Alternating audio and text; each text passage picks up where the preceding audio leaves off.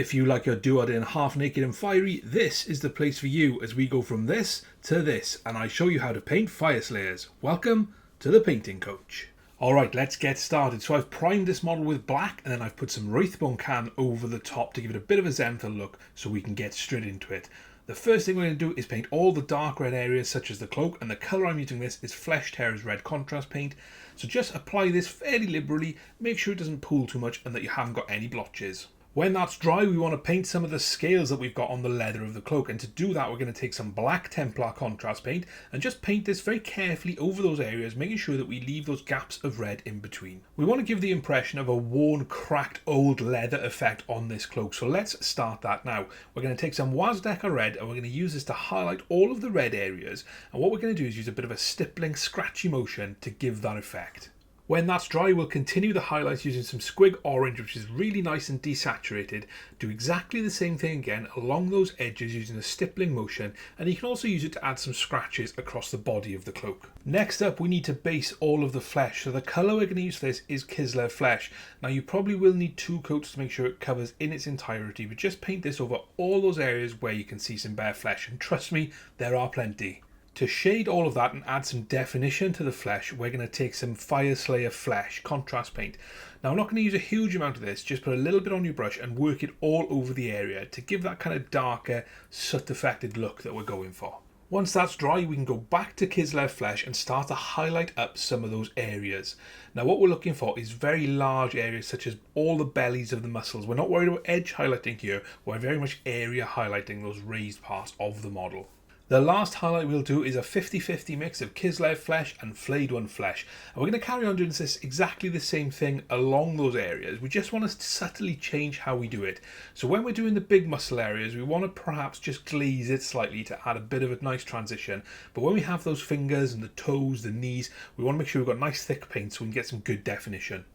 With all the flesh done, let's get started on all the metallics. Now there's quite a lot on the model. We just want to take our time and make sure we don't paint over anything we've already finished. So just take some Iron Hand Steel and paint over all those areas where we've got some metallics. If you're not sure, check the box art.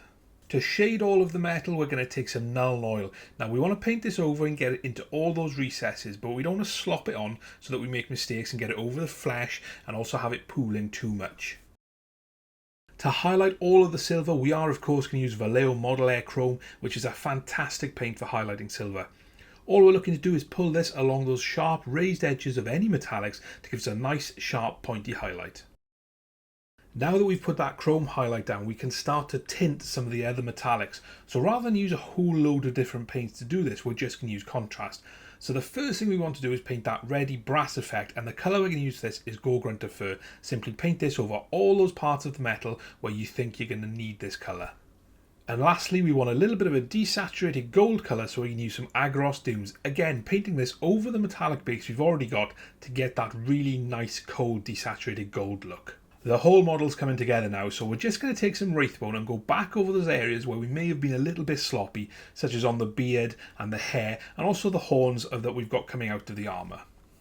Let's get some of these decorative elements done then. So let's take some Akhellian Green and just paint this over those horn parts of the model. Now not all Fyreslayers will have this, but this one does, so let's get it finished.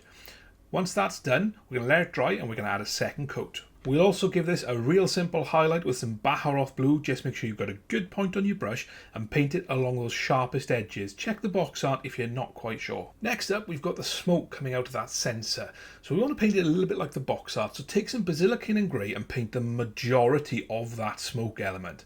Once you've got it done, clean your brush off and then take a little bit of Gryph Hound Orange and paint this around the base. And what you'll see is they'll start to blend together. Let that dry and then go back in with some Basilicanum Grey and keep adding it and let it dry and adding it until you're happy with the depth you've got on that smoke. We're on to the final element now, and that is that bright orange hair and beard. So let's take some Gryph Hound Orange and use this to base those areas.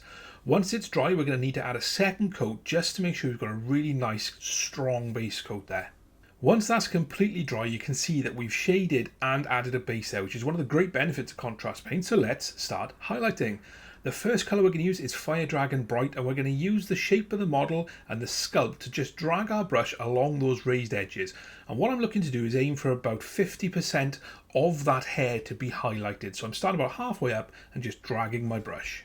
And the final highlight using exactly the same technique is going to be with Ungor Flesh, except this time we're aiming for that top 25%.